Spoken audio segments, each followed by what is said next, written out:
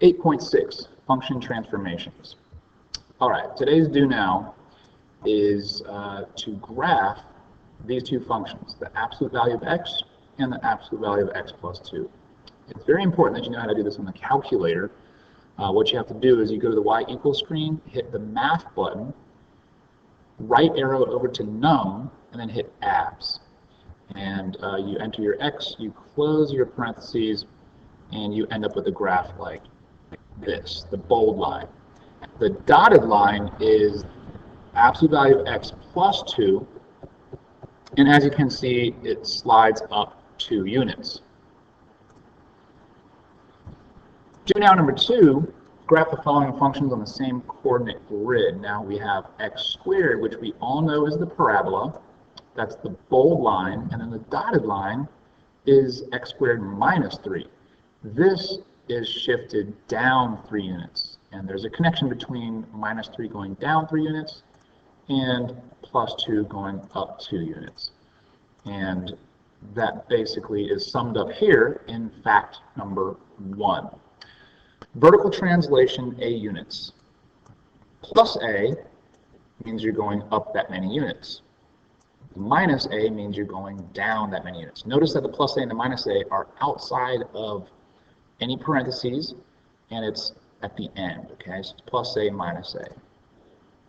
All right, so here we're going to graph f1 of x, f2 of x. This is x cubed. This is x minus 3 cubed. Now notice the minus 3 is inside the parentheses. So basically, this is sort of the opposite of what you might think. You might think minus 3, you would actually slide to the left. Now, the reality is that you actually slide to the right 3 units. Okay, so this is a horizontal shift, or a horizontal translation to the right 3 units because it's minus 3. Now over here, we're looking at the absolute value again. We have the absolute value of x plus 2, and because we're inside the grouping symbols of the absolute value bars, also known as, well, parentheses are grouping symbols as well, and the absolute value bars also act as grouping symbols. So because we are adding 2, again, it's counterintuitive or opposite of what you might think, and you're actually sliding to the left 2 units. Okay, and this is summed up in fact number 2. Horizontal translation A units. Notice that the number of units that you translate is inside the parentheses with x. So x plus A means you're actually going to the left A units. X minus A means you're going to the right A units. Example 5. Now here we have exponential functions, 2 to the x power and negative 2 to the x power. So 2 to the x power, you might remember from the logarithms and exponents unit, gives you an upward, right? You have the horizontal asymptote at 0, and then we have the upward exponential curve that goes up and shoots up really, really quickly.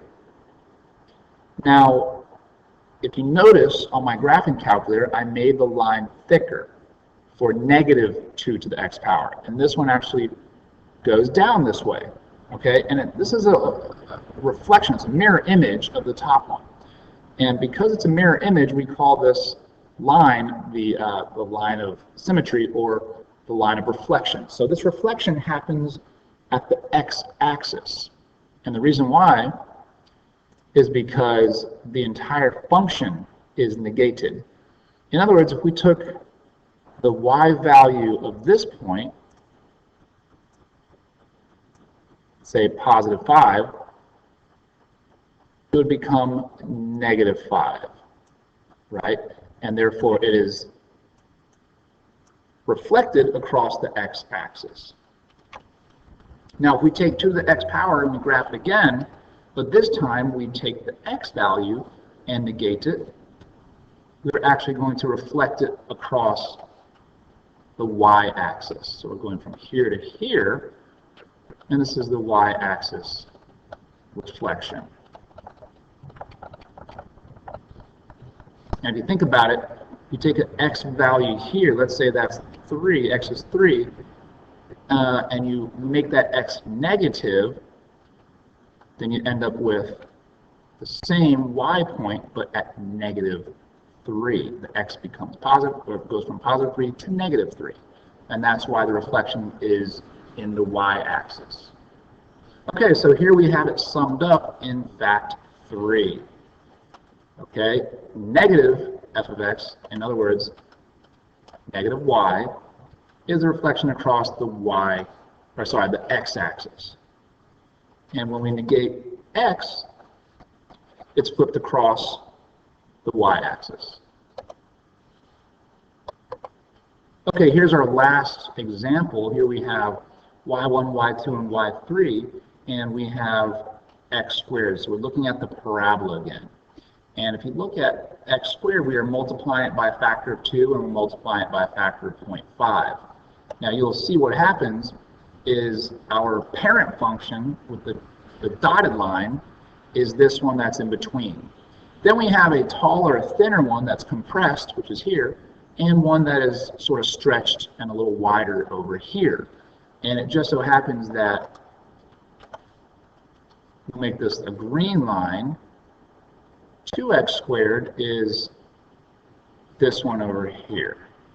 All right, 2 times x squared. It's actually taller. That makes sense because say you have, this is 2, let's say x is 2, this is 4. We're going to take that 4, we're going to double it, 2 times it, and we're going to end up here with 8. Okay, now if we did 0.5 times this right here, we would actually end up down here at 2. And that's why, say in the red, we'll make this one the one that's stretched instead of compressed. And we sum it up over here with horizontal stretching and compression, that when we multiply everything by a factor of a, and a is greater than 1, it is horizontal compression. It gets taller and narrower. Now, when we multiply by a factor of a fraction, right, it is horizontally stretched with respect to the x-axis. Okay, let's see how these work out in the context of Regents questions. The minimum point on the graph of the equation f of x is -1, -3. So let's go ahead and graph a parabola. We have -1, -3, and it could have been anything. It could have been a function that looks like this, could have been a function that looks like this. The point is that -1, -3 is the minimum point. Now we know that because we have a +5, f of x is actually going to translate 3 units up. It's a vertical translation. So this point's actually going to be up here now, and the parabola shifts upwards. So we are going up 5 units. The x doesn't change at all. So our new ordered pair is -1, and when we add 5 units, we end up with 2. So the answer is -1, 2. Now over here we have y equals 3 to the x power. That's reflected in the x-axis. So because we're reflecting it in the x-axis, we know that it is the entire function that is going to be negated. And therefore, this whole thing is going to be negated. The answer is 2. Okay, we skipped 3 and 4. Number 5 and 6, here we have a reflection in the y-axis. Okay, so we have some function y equals a to the x. We know it looks like this. It's going to be reflected in the y-axis. So our new function, let's make it bolder, is going to look like this. Okay, now what could be a possible equation for this? Now, as you remember, when you reflect across the y-axis, the x becomes negative. So we're going to take this x and we're going to negate it. Now, so many people are tempted to choose 3. It is not 3. Okay, just because you see this negative x. The reason why is because a to the negative x, when we rewrite with the reciprocal of the positive exponent, it's 1 over a to the x power. And this is actually mathematically equivalent, because we don't see 1 over a to the x power, it's actually mathematically equivalent to 1 over a all to the x power. The answer is 2. What is the translation that maps the function f of x equals x squared minus 1 onto the function g of x equals x squared plus 1? So here we are taking x squared minus 1, whatever that looks like, and we are changing it, we are translating it to x squared plus 1. So how many units do we actually add to go from negative 1 to positive 1? Well, we're adding 2 units. So if you remember from geometry, t is a translation. There's no horizontal change at all, so we want to go with 0. It can't be these.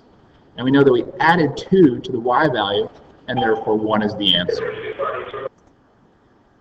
And today's exit slip was based on yesterday's lesson, 8.5 function inverses. Here's number 1, 2, 3, 4, and 5. And your homework is a take-home assessment in preparation for our functions test. Here it is, number 1 and 2, 3 and 4, 5, 6, 7, 8 and 9, 10, 11, 12, 13, 14, and 15. Good luck to you.